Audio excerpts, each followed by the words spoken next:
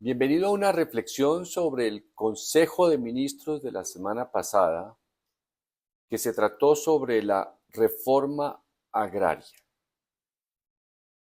Insisto en que estos consejos de ministros, hoy transmitidos exclusivamente por los canales públicos, son una clase de historia de Colombia. Y en el caso del consejo dedicado a la reforma agraria, es una clase de historia cruel. Va a ver usted. La reforma agraria debería despertar un entusiasmo generalizado, puesto que la inmensa mayoría de los colombianos venimos del campo. Nuestros tatarabuelos y de ahí para arriba o bisabuelos vivían en el campo, la inmensa mayoría. Y los que son originarios de las ciudades, muchas generaciones, se alimentan de lo que produce el campesino.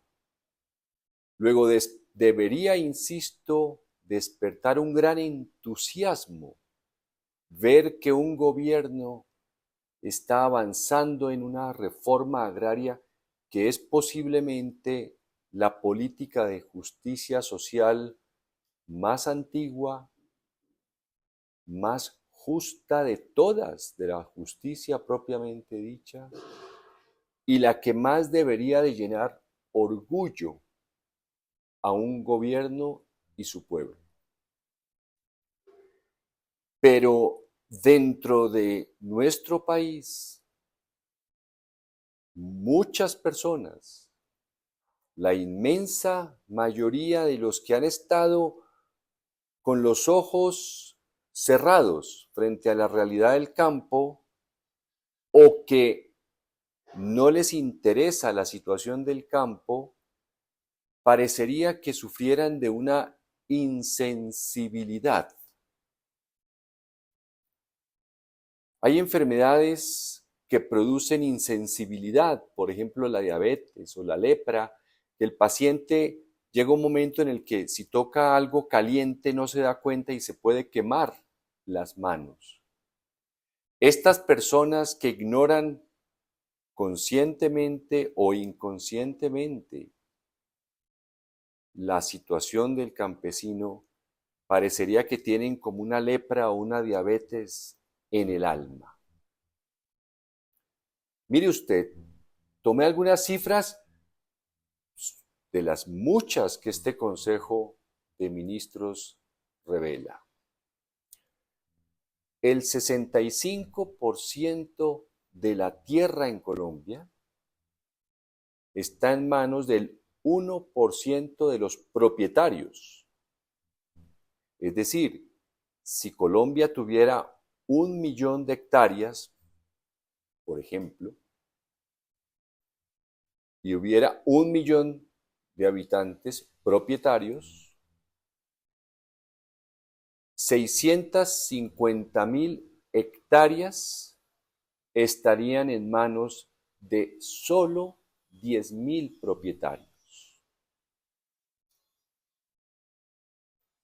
Se menciona al comienzo del Consejo que ha habido cerca de 8 millones de campesinos desplazados.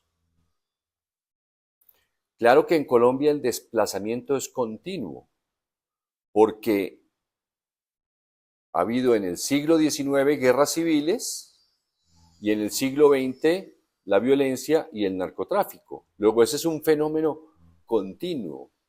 El campesino en Colombia vive expuesto al desplazamiento desde hace 200 años, por generaciones. Bien, ¿esto qué quiere decir?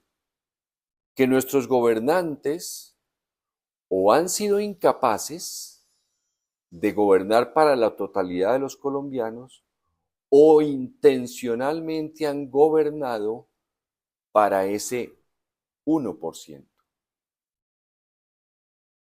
No hay otra forma de verlo. Han favorecido a ese 1%. Por eso es que nuestros gobernantes, y ellos dicen que saben gobernar, han creado una nación, como lo dije anteriormente, obscenamente desigual. Solo hubo 2 casos de presidentes que intentaron hacer una reforma agraria. López Pumarejo hace casi 100 años, con su famosa Revolución en Marcha, y por eso los miembros de su propio partido y los conservadores lo tumbaron del poder, y hace un poco más de 50 años una reforma de Lleras Restrepo que fracasó por iguales causas. Entonces, en estricto sentido, esta historia cruel del campesino muestra que los gobernantes de Colombia, sus aliados y sus familiares, han hecho leyes para los acaparadores. No hay otra conclusión. Y además aprendimos en este Consejo de Ministros. Hacen las leyes, claro, cada vez son más sofisticados, cuidadosos al hacer esas leyes para los acaparadores, porque además en las mismas leyes, de la manera como las aprueban en el Congreso, la misma ley se protege a sí misma para que nada cambie. Viera usted, si usted se dedica unos minutos al Consejo de Ministros que le menciono, la cantidad de normas que impiden aplicar la reforma agraria en Colombia. Es decir, hay una triple infamia ahí de nuestros gobernantes pasados. No saben gobernar para el campesino.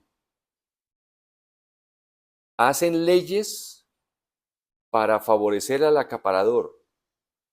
Pero lo peor de todo, lo tercero, en las mismas leyes incluyen artículos y la misma ley está protegida para que nada cambie en Colombia. ¿Conocerá usted en ese Consejo de Ministros la cantidad de tierras que ha entregado Gustavo Petro? Personalmente él, algunas, otras no, sus delegados, las personas de las diferentes agencias y ministerios. Muchas tierras. Y dicen y reclaman desde periodistas conocedores de la política, analistas, votantes y en general. Dicen que cada presidente debe gobernar para los 50 millones de habitantes. No es así. Por 200 años han gobernado para el 1%. ¿Quién tiene que gobernar para el 99% o para la inmensa mayoría que no ha recibido nada, ni siquiera tierra, riegos, crédito, favorecer las asociaciones, vías para sacar los productos? ¿Cuándo vamos a gobernar para ellos si los gobernantes de antes quieren regresar en masa el año entrante? Hay que transformar a Colombia y primero hay que empezar por el Congreso para que no siga haciendo estas leyes que impiden transformar a Colombia. Hasta la próxima.